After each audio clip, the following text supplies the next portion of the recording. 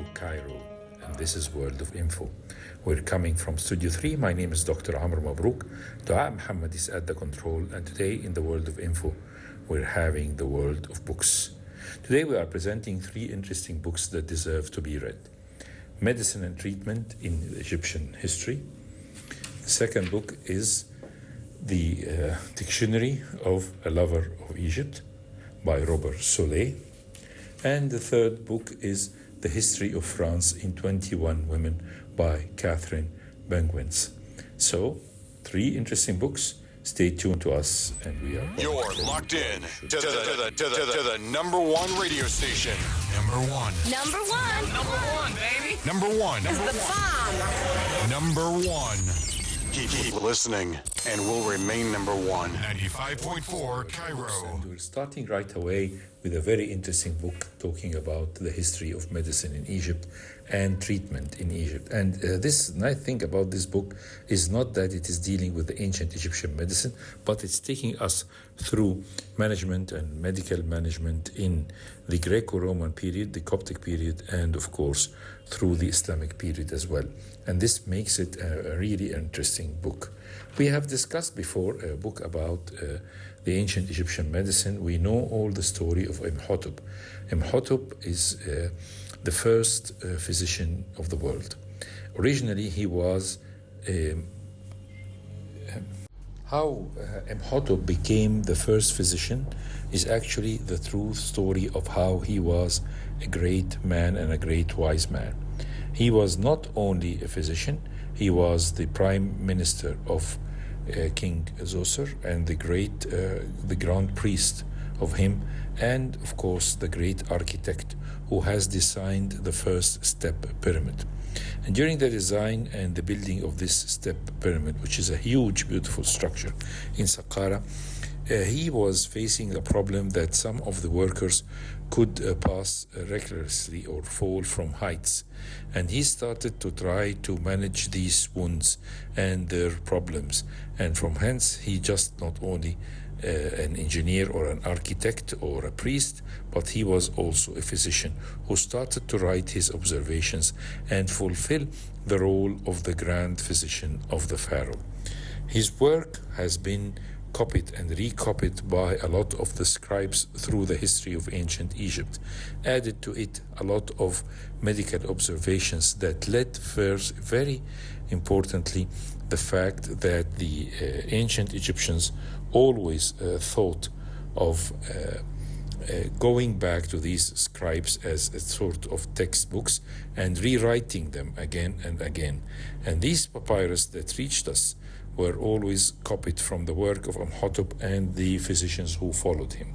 The Egyptians were very good physicians, and they were very good observers and clinicians. They can diagnose the disease, describe it as a real, very talented physician of nowadays, and they would describe the method that they treated this disease, or they will just say in the end of the description that this is a disease that cannot be treated. They have described a lot of positive signs of injuries and of greater problems, and we have seen that in their papyrus that reached us. How the papyrus reached us is really through a very difficult way. We know that Champollion was the person who was able to decipher the hieroglyphics, and this was in 1823. And after that, he has built a great work of himself trying to decipher. After deciphering the letters on the Rosetta Stone, he was able to decipher what was written on the walls of the ancient Egyptian temples and the secrets of hieroglyphics. And this was just like a real box that has been opened to tell us all the information about Egypt. Unfortunately, the papyrus being carrying these magic letters that nobody understood was all the group, these huge amount of papyrus that were found in tombs of ancient Egyptians. They were confiscated by people who were interested in these scribes in these papyrus thought that this could definitely have a lot of magic in it. They used it in black magic. They burned it, they put it in water and drank its syrup or whatever. All this strange stuff has led to the fact that the amount of papyrus that reached our history of today, or the start of the understanding of the hieroglyphics, was a very small amount. Some of these papyrus, like the papyrus of Edwin Smith, were definitely of great importance, and Eber's papyrus as well. Edwin Smith was a guy who was a merchant of a lot of antiquities, living in Luxor for some times, and he discovered this papyrus. He translated part of it, and it was inherited by his daughter, who has given it up to the museum in New York. And Edwin Smith's papyrus is really very important. Eber's is also a papyrus named after a physician who discovered it. So this huge amount of papyrus helped us to understand how the Egyptians lived their lives, how there was a grand physician who was the physician of the court, and at the same time acting like a minister of health, and how there were physicians who were responsible for certain ailments. So we can find a physician for the eyes, like an ophthalmologist, a physician or a physiotherapist, a physician who's interested in surgery, a physician in medicine, and a physician in different aspects. And even we had the midwives and the school of midwives. This gave us an idea of how ancient Egyptian medicine was so superb at that times of ancient Egypt. However, as the medicine went on, history of Egypt passed through a period of decline. And with the invasion of Alexander the Great, who believed in the ancient Egyptian mythology and, of course, in the ancient Egyptian power of their physicians, but yet by time the work of the physicians was by step has decreased, because the number of people who were able to decipher the hieroglyphics, especially during the Roman history or the Roman period, have been less and less, and therefore the medicine was built on other stuff written by physicians of that time. Come the Islamic period of Egypt, and we can find that a lot of governors of Egypt were interested in building hospitals. Perhaps one of the biggest hospitals in Egypt was the one that was built by Ibn Tulun in Al-Qata'a, who ruled Egypt in the 9th century. His short-lived dynasty, which ended by the recurrence or the reverse of Egypt and falling it again in the Abbasid Caliph's authority, and the Abbasid Caliph decided to burn Al-Qata'a and even burn the hospital that was formed, but he left the mosque, which is Ibn Tulun Mosque. During the Fatimid period, there was a rumor that there was a hospital that was near the ruins of Al-Qata'a that was still working. But when we look at the Salah ad-Din period, we know that he and Salah Nigmuddin, the last of the Ayyubids, have built the hospital, and they took good care of it. What we are very interested to talk about was the hospital built by Qalawun.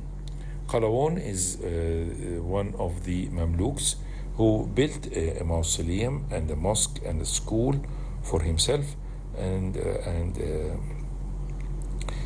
a well for water. But what's important is the hospital that he built in this premises, which, strange enough, continued to work as a hospital ever since the year 1282-83 until now. Still on the ruins of this hospital, there is a functioning ophthalmology hospital that is working. So this is one of the oldest hospitals in the world, and for this, Qalawun has decided to give management for free for patients and he gave an endowment, huge endowment, so that the cost of the treatment for patients will be free in this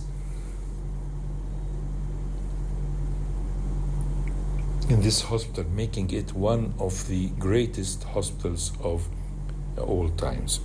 Another charitable man was Muayyad Sheikh, who built himself another hospital which has some of its ruins, and unfortunately it didn't survive for a long time like the Qalawun hospital. Muayyad Sheikh was a Mamluk that belonged to Barqoq, and then later on became the Sultan of Egypt, and he built this hospital just about 2 kilometers to the south of Qalawun hospital. During the Ottoman period, there was a decline in the medical service, although the hospital of Qalawun kept on functioning. And during the period of the reign of Muhammad Ali, with his aim of modernizing Egypt, he has decided to open a medical school and put the supervision of it under the auspice of Claude Bey, a famous French physician who worked for Muhammad Ali. And he built the school in Abu Zabal, and later on it was transferred to Qasr al-Aini, and this was starting from 1828 onwards up till today.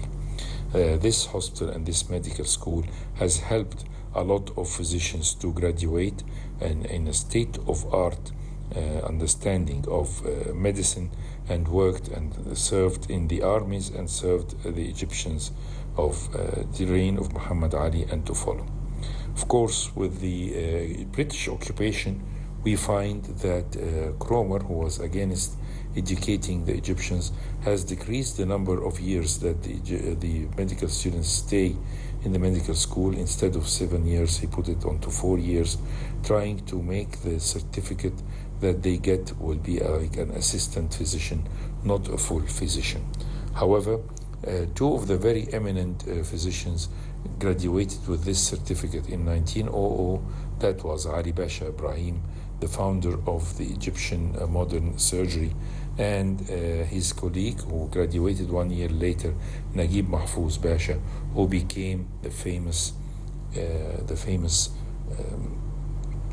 obstetric gynecologist specialist who learned the hard way by asking all the midwives in Cairo if they have any obstructed labor, let me come and help you, and I will save the life of the patient, and I will not charge anyone for the money. And it was the role of Naguib Mahfouz Pasha to have and build this beautiful service of gynecology and obstetrics to save the lives of a huge number of women of Egypt. And his work stays for long, and even the fact that he helped the mother of a boy that was built with an obstruct was delivered by him, and the family decided to call this boy Naguib Mahfouz because it was a good omen that the doctor Naguib Mahfouz helped in his delivery. And this gentleman, this child, later on became the famous writer Naguib Mahfouz. So when we talk about medicine in the 20th century, and we give also the credit to Ali Pasha Ibrahim, who was the real founder of surgery in Egypt, and at the same time of the modern Qasr al-Aini medical school, when he asked the King Fuad to give up a piece of land to build on it the new hospital of Qasr al-Aini, and saying that this would be even better than building a palace, to be like building a palace for himself in heaven. And the King Fuad accepted, and Ali Pasha Ibrahim has received the necessary amount of funds by doing a surgery to the Prime Minister at that time and saying, I want you to give me a huge amount of money, not for me, but from the government, to build this hospital in return for the favor that I have done to you. And he was also the founder of the Egyptian Medical Syndicate. So this is really a very interesting book that deserves to be read. The medicine and the treatment in the Egyptian history takes you through a period of time to examine and see with yourself a lot of colorful plates. And the nice thing about this book is that it is written by different authors, and it has every page has one in Arabic and its translation in English, and therefore you have a lot of beautiful plates and the beautiful colored plates, and of course the fact that it's written in Arabic and English will help you to grasp all the information that you need. So after the break, we'll get back to you with the world of info and the world of books. So you're still listening to the world of info, and today is the world of books. My name is Dr. Amr MABROuk, and Dua Muhammad is still at the control, and we are coming from Studio 3. And today the second book, which is a very interesting, beautiful book. It's called The Dictionary of a Lover to Egypt. And the lover of Egypt is Robert Solé. Robert Solé is an Egyptian gentleman from Syrian and Armenian origins, whose family came to Egypt in the early 20th century. And he was born in the year 1946.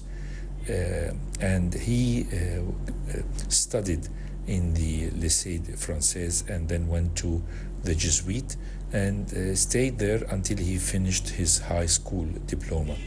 And in the early 60s, he traveled to France, where he continued his education and became a very famous journalist and writer in Le Monde.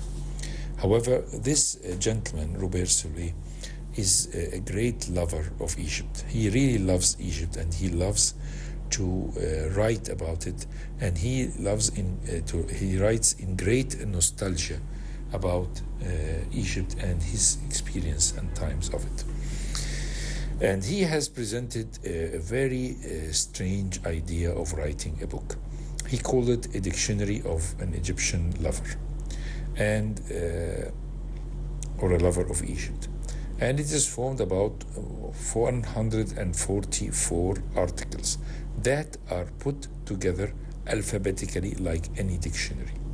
And he describes in these 144 chapters a certain topic that is might be related to a human being, or to a word or a sentence, to a place that he lived for or lived with, to an incident, or to a type of food or a type of life, and all this in very beautiful prose.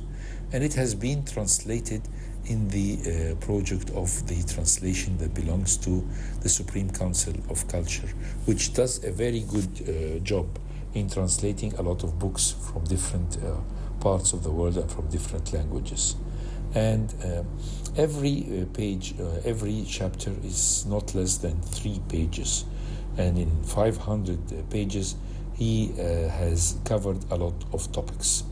And alphabetically, he started with Al-Abbasiyya, and Al-Abbasiyya as an AB, so it will be the first chapter, and it gives you an idea of where he was born. He was born in the Italian hospital in Al-Abbasiyya, and therefore he loves that very much. Also, he talks about Al-Abbasiyya and how it was historically formed by Abbas I, and how it became one of the most beautiful places in Cairo. And by the way, in Al-Abbasiyya is my university and my alma mater, that's St. Shams University, and the medical school that I graduated from, and I'm proud to be working in it, which is St. Shams University, and it is in Al-Abbasiyya. So when you write the address or the mail address of our department, the plastic surgery in St. Shams University Hospital, we say Plastic Surgery Hospital University, St. Shams University, and Al-Abbasiyya, and any letter would reach us. So Abbasiyya and St. Shams and the medical school are just one address and a place of very importance, which is Al-Abbasiyya.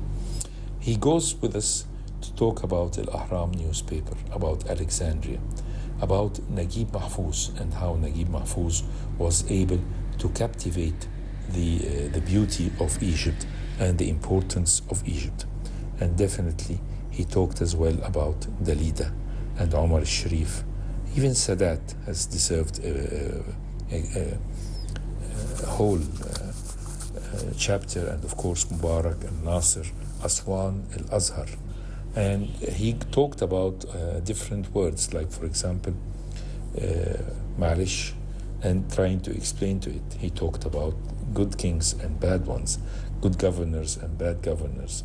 He talked about life, and he talked about the sense of humors of Egyptians, the wordings of Insha'Allah, and he talked about Al-Khidawi and Champollion and Merit, the Mediterranean, the minarets, and Farouk and Fuad, football and how Egyptians cannot live without football, and the beans, which is one of the best meals that Egyptians love, and the Egyptian kitchen, the Cleopatra, and the Egyptian movies, and of course even crocodiles he has not seen except south of the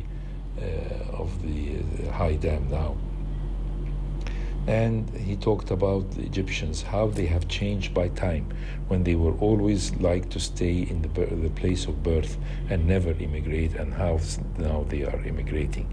He talked about Heliopolis, because this is the place that he and his family lived in the most of the years that he lived in Egypt, how he loved Heliopolis, how he loved its places, different places, and also how he loved hanging around Heliopolis, and at the same time going to the Lycée in his early years. He talked about Akhenaton, Ramses II, Nefertari, the Noba, and all these stuff made the book of real great interest. And the fact that he is finishing the book with talk about Omar al-Sharif and how he was a very important character in the history of Egypt, and Dalida, for example, and going through all these pages of his book will always give you a time of reminiscing and feeling of nostalgia. What I loved about the book is the easy way that this prose is written in, and the love that he feels to all the characters, even the people or the characters that he didn't like. He didn't mention only their drawbacks, but he mentioned their good deeds, and he tried to give them an excuse for whatever they have done. So this gives you an idea of a man who has fallen in love with Egypt, an unconditioned love. And this makes Robert Solé one of the very great, interesting characters that is continuing on writing on everything about Egypt. His books should be read, and he has written a sort of a novel, and it's like an autobiography of himself, and referring to himself in this book. So a book that deserves to be read, written by a journalist, a French Egyptian journalist. In spite of the 16 years he lived in Egypt, he stayed, and he has the blood that proves that's running through his veins that he is deep inside an Egyptian who temporarily is living in France or in Paris, but still he feels that he belongs to Egypt. And that's why he called the dictionary of a lover of Egypt. And this makes it a very beautiful book that deserves to be read. So after the break, so you're still listening to the World of Info and the World of Books, and my name is Dr. Amr MABROUK with Dua Muhammad at the controls. And we're still talking about the Dictionary of a Lover to Egypt by Robert Solé. And perhaps what's so attracting my attention about this book, that he himself claims that the Nile water is what's running through the veins and arteries of the Egyptians, not really the blood. And this explains to him the Egyptian spirit, the Egyptian liking of to laugh and spend good time, even in the very desperate times that they're having. And in days of hardship, you find the Egyptians still maintaining their good sense of humor, and they think that anything can pass, and all this will pass. This type of Egyptian trait goes out with the fact that the Egyptians have a great patience because they originally were farmers, so they plant the seeds and wait for the results. And during this wait, they do a lot of meditation to understand everything about Egypt. And that's why he thinks, for example, when he talks about Naguib Mahfouz, he says that he is one of the most important cultural symbols of Egypt. And he puts him in the same category and level of, for example, of Kulthum, considering them both as two of the most important markings of Egypt. And they should be understood by any Westerner who reads about Egypt and wants to understand the Egyptian psyche, has to know something about Kulthum and about Naguib Mahfouz, and how Naguib Mahfouz has been always an advocate of liberty and an advocate of the love of Egypt. Another interesting point was one of the chapters was Solhi has discussed the trip of the obelisks, and especially the obelisk that has ended up in the famous La Place de la Concorde in Paris. And this beautiful obelisk was a gift from Muhammad Ali to Louis Philippe. And Solhi has written a book about the voyage of this obelisk from Luxor until it reached and resurrected in the Place de la Concorde. And its twin obelisk is still there in Luxor, in front of the temple of Luxor. We have to know, for example, that the number of obelisks in the world, we have one in Paris, one in London, and one in New York, and imagine 13 in Rome, while only in Egypt we have 6 obelisks that are still there. And this shows how the Egyptian obelisks have traveled, and this is why Robert Solhi has given us an idea of it in a special book about it. So what should we understand about this is to really feel how Robert Solhi has given a lot of effort and time to talk about Egypt and about his love to Egypt. And definitely the book is a great readable book that should be read by anyone who will be interested in reading about Egypt. So after the break, we'll talk about another book that deserves to be read. So, still listening to the World of Info, and today is the World of Books, and the third and the final book is really an interesting one. I mean, it attracted my attention while I was in London book shopping as always, and I found this book, and it says The History of France in 21 Women. And of course, being a plastic surgeon and being a man who's living with a daughter, a sister, a mother, and aunts, so I am a feminist. And of course a wife. So this makes me always having a weak spot in front of women. And so when I find a book that talks about women, how they have changed the history of France, and how women, who are actually half of the society, sometimes are neglected or put back in the back of the minds of writers or history itself, this makes this book a great, attracts very much my attention. And the book is written by a lady, and the lady is Catherine Banguenis. And she has written this book. She's a historian specializing in Renaissance and medieval history. She's the author of The Queens of Jerusalem and Twilight Cities, and she splits her time between Paris and London. And she wrote this beautiful book while living in Paris. By the way, the book has been produced in March 2026. So this makes it a very brand new book. And reading it will attract your attention because she's talking about 21 women. And she started by these women from very much early in a chronological journey through their lives.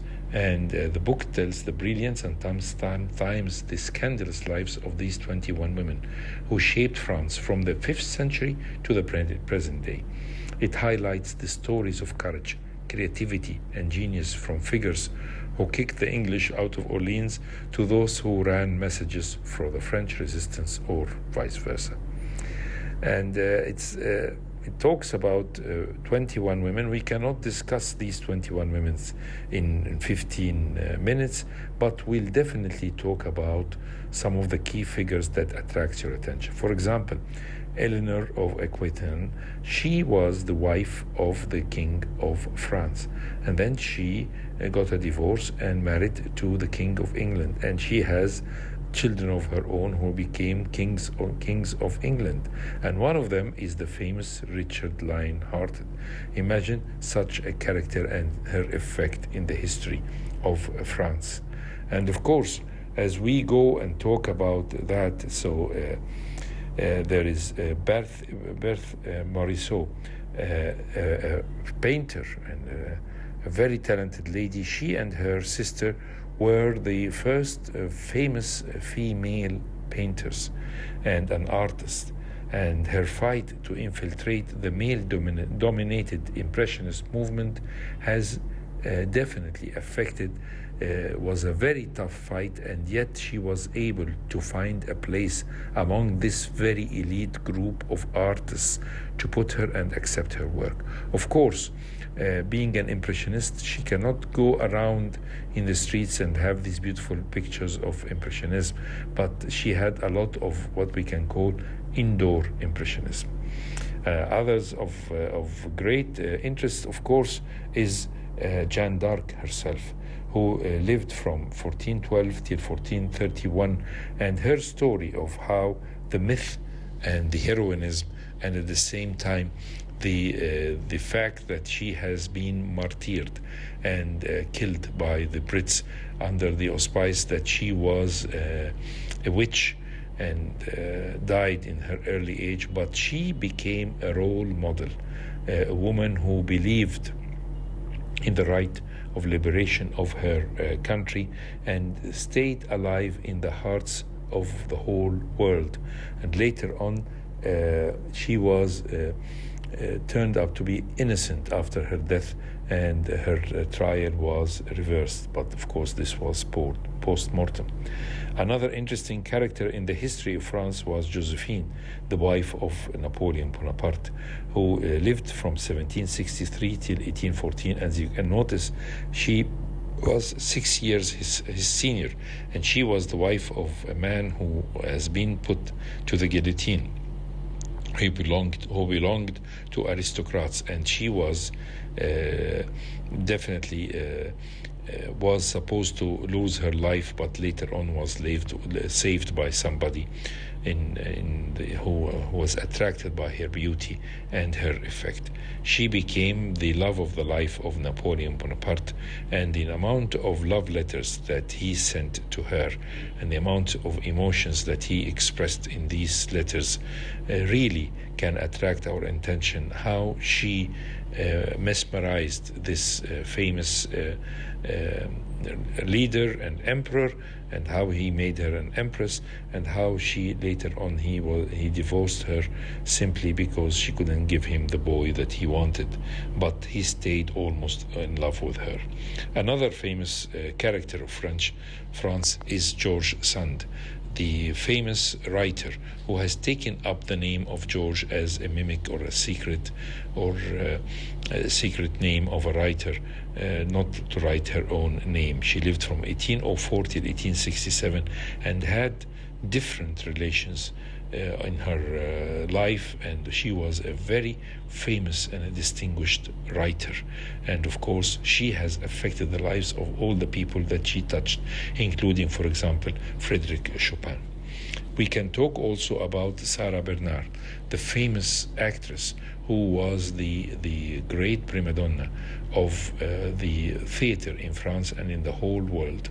And she even made her tribute, showing her plays in the UK, in Britain, and in the United States, in New York, and in tours. She lived from 1844 till 1923, and her show and her effect and her dedication when she was acting with a broken leg and continued on acting in spite of the agonies that she has felt This gives you an idea of how special was Sarah Bernard.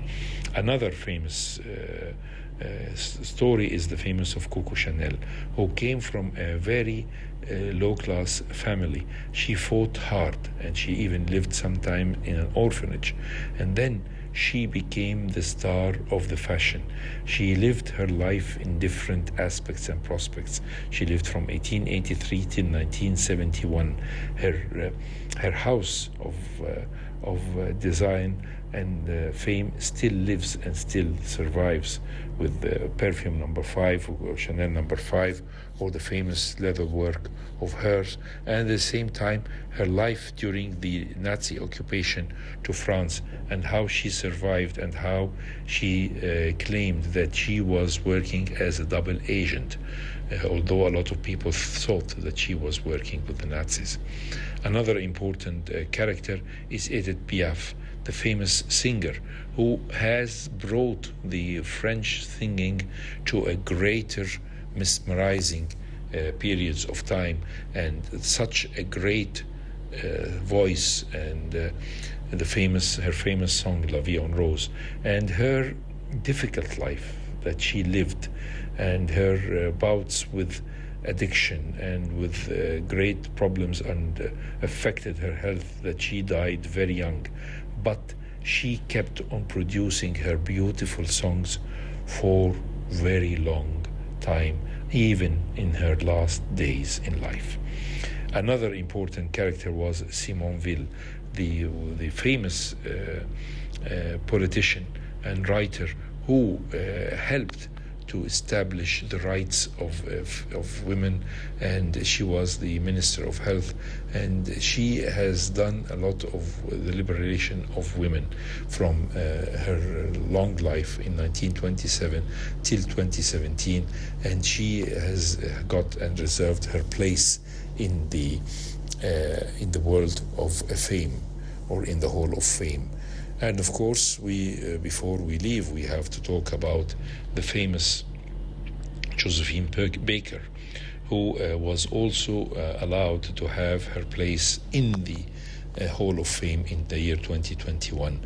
Josephine Baker, her songs, her life, and her life from 1906 till 1975, how she believed in her act and in her art, and definitely she was a very important character in the history, and even in the history of the liberal movement, and during the Nazi occupation she helped very much the French resistance. So of course we cannot forget Simone Beauvoir and the famous Nardal, who was a black writer and a female who was able to find a place for her and acceptance in a world of chauvinistic white males writers. So she has lived from 1896 till 1985, and her work remains as a great important point. Perhaps the last character of these 21 women is a very interesting character that we all know, Brigitte Bardot, the famous actress and the famous defensive lady of the rights of animals, and of course her sometimes her racist behavior against Arabs and Muslims. But she was Brigitte Bardot, the famous French actress, who, strange enough, retired at a very early age in the early 70s and dedicated her life to further acts of life. Especially, I think she made a good effect in the world of protection of the animals and from their being extinct or whatever. So, a beautiful book that deserves to be read. The History of France in 20 Women. I believe the book has to be read. So, stay tuned to Radio Cairo and the World of Info. So by this we come to the end of our program of today, The World of Info and the World of Books. We have presented 3 interesting books that deserve to be read, and I think they definitely will affect your lives as much as it has affected mine. The first book is Medicine and Treatment in the History of Egypt. The second book is the Dictionary of a Lover of Egypt by Robert Solé. And the third book is The History of France in 21 Women by Catherine Penguins. So by this we come to the end of our program. My name is Dr. Amr MABROUK. Dua Muhammad was at the control. We promise you will come back the same time, same station, and please stay tuned always to Radio Cairo.